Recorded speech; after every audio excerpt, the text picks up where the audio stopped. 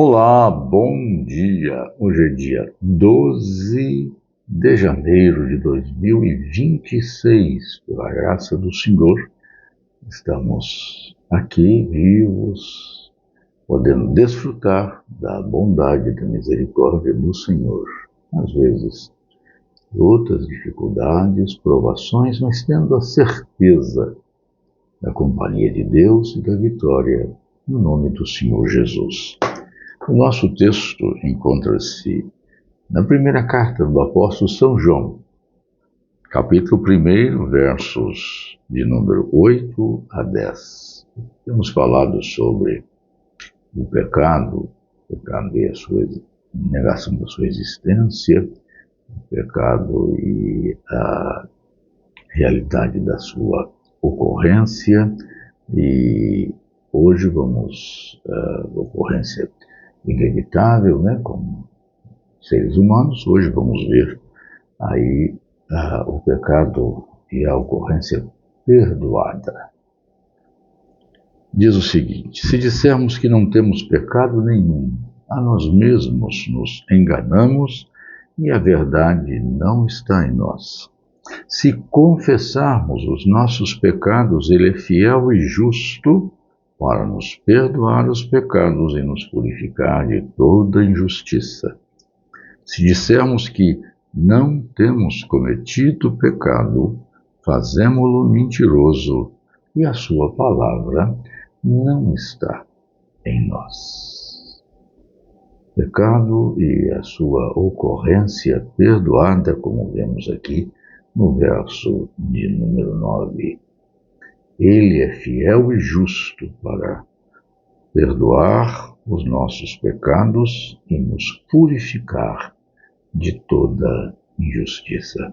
Quando nós falamos que o pecado é uma existência forte, presente, inarredável, inalienável da vida do ser humano, quando falamos que a sua ocorrência é inevitável na experiência humana, e se negarmos que Ele existe ou que nós não pecamos, nós estamos fazendo a Deus mentiroso, e fazemos esta afirmação de forma mentirosa porque vemos a expressão e a manifestação da maldade no coração do ser humano. Então a pergunta é esta: o pecado então parece sem solução? Não, não é isso.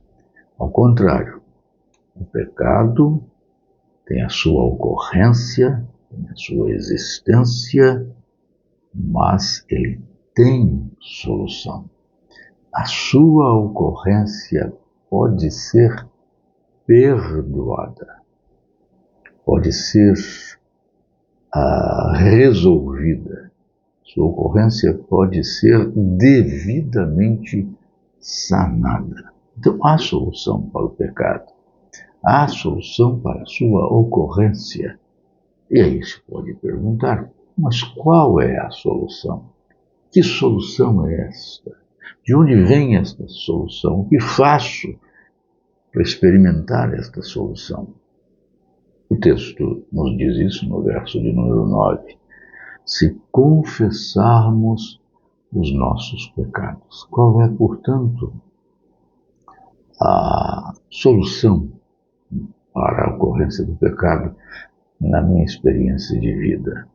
É a confissão do pecado. Confissão aqui, vamos abrir um parênteses, não é uma formalidade litúrgica, religiosa, nem mesmo de vida pessoal com alguém que possa, então, dizer isso. Você pode até ter a necessidade de dizer a alguém, ao cometer o pecado, depois ir lá e pedir perdão à pessoa, mas aqui se trata de relação com Deus.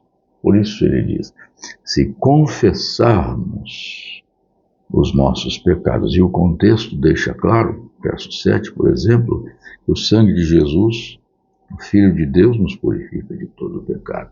Então é a Ele a Deus e ao seu Filho Jesus, ou seu Filho Jesus, que devemos confessar os nossos pecados.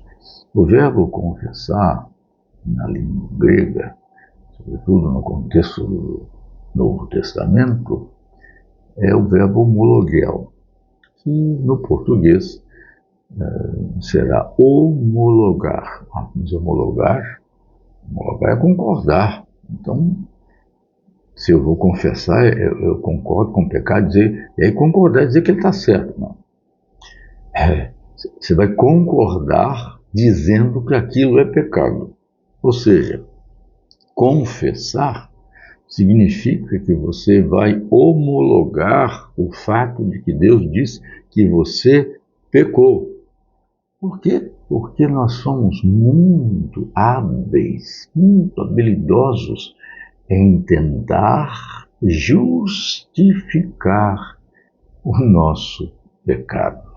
Uma ação autojustificadora do nosso padrão de comportamento, da nossa atitude. Alguns chamam de racionalização. No contexto da teologia, no contexto da fé, nós dizemos assim, nós queremos justificar, desde a narrativa do Gênesis. A mulher quando foi interrogada, Adão foi interrogado, você pecou? Foi a mulher que o senhor me deu, então não teve jeito. Aí, você pecou? Bom, eu até comi do fruto, desobedeci o senhor, mas foi a serpente que me enganou. Ou seja, nós sempre vamos querer justificar de alguma maneira, tentando livrar-nos do fato do nosso pecado, da nossa responsabilidade, vontade manifesta contra a diretriz de Deus. Então, confessar significa isso. Admitir que você realmente quebrou o padrão de Deus, estabelecido na sua palavra. Significa que você tem que admitir, inclusive, que não tem como resolver por você mesmo o seu pecado. Não há justificativa. Então, isso implica, como diz o texto aqui, primeiro arrependimento. Se confessarmos. Então, confessar significa e implica em arrependimento. E arrependimento envolve tristeza profunda por aquilo que foi feito, pelo ato realizado. Não é cometer o pecado e gloriar-se em ter cometido o pecado, mas ao cometê-lo, perceber pelo mover do Espírito, com tristeza profunda no coração, porque atingiu, feriu, magoou a santidade do Espírito Santo, a santidade de Deus, que pelo Espírito Santo habita em você. A confissão implica no arrependimento, e o arrependimento envolve, em segundo aspecto, a postura de abandono. Não adianta você confessar, dizer que está triste, etc., mas continuar fazendo, permanecer no estado, que a gente chamaria até na esfera do direito, né, continuada do crime. Então, se isso acontece, significa que não houve arrependimento, porque não houve abandono daquela postura, daquela atitude, ou até daquele comportamento. Arrependimento, à luz das Escrituras, que se liga à realidade da confissão, envolve não só a tristeza pelo pecado, mas a postura de abandono. Também implica num outro aspecto, ele diz aqui, na confissão, que é crer. Se confessarmos, ele é fiel e justo para nos perdoar. Temos que crer nisso. Uma vez que confessamos e em confessando nos arrependemos de fato daquilo que realizamos e fizemos, nós temos que crer, e envolve a fé. Por isso, arrependei-vos e crede. João Batista falou isso, o Senhor Jesus falou isso, anunciava essa realidade. Arrependimento e fé. Crer na fidelidade e na justiça de Deus, porque Ele é fiel e justo para fazer o quê? Perdoar e purificar. É o que lemos É o que vemos claramente. Ele é fiel e justo, fiel a si mesmo. Se ele diz que vai perdoar, ele perdoa. Ele é justo, ele não vai desconsiderar o seu pecado, dizendo assim, não, você não pecou, o que é isso? Não se preocupa não, como às vezes nós fazemos quando alguém pede que nós o perdoemos. Diz assim, não, tudo, olha, pode saber que eu sou fiel e você está perdoado, porque o que você fez, quem pagou foi o meu filho, e eu coloquei na conta dele, e ele já pagou, então você está livre, está perdoado. Crer nessa realidade, nesta bênção do perdão e da purificação. Ele é fiel e justo para nos purificar de toda injustiça. O apóstolo Paulo deixa isto muito claro na sua primeira carta aos Coríntios, capítulo 6, quando ele trata deste assunto e fala que naquela igreja muitas pessoas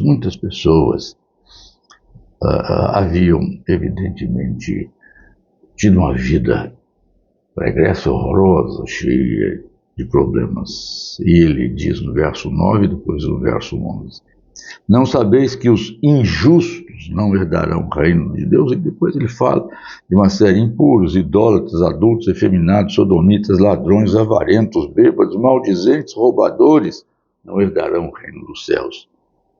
Tais fostes alguns de vós, mas vós vos lavastes, fostes santificados, fostes justificados em nome do Senhor Jesus Cristo e no Espírito do nosso Deus.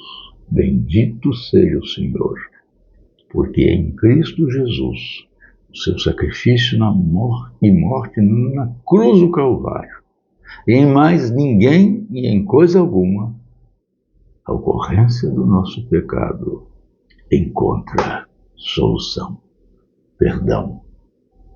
Que Deus o abençoe, para que você possa colocar diante de Deus, em confissão e arrependimento, os seus pecados e receber dele perdão. Assim seja. Amém. Amém.